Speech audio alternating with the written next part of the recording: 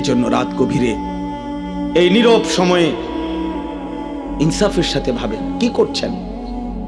30 বছর ধরে যারা সুদ খান, এই সুদখোর হারামখোর, আপনি কি করছেন? বছরের পর বছর যারা কিস্তি নেন, কিস্তিখোর হারামখোর, কি করছেন? মরতেন না? কবরে যাবেন না? তোমরা যারা এক ওয়াক্ত নামাজ পড়ো নাই বাবা, এই আব্বা, আজকের সারা দিন যারা এক ওয়াক্ত নামাজ পড়লা না, আবার রাত ভর যারা নারী ছবি উলঙ্গ দৃশ্য দেখো, তো প্রতিবার নর্তকী দেখলে, হারাম ছবি দেখলে বীর্যপাত হয়, শরীর নাফাক হয়। আর আল্লাহর নবী বলছে, চোখ দিয়া হারাম ছবি দেখলেও জিনা, দিল দিয়া ভাবলেও জিনা, আর নিজের হাত লজ্জাস্থানে ব্যবহার করে নাপাক নষ্ট করলে তাও জিনা।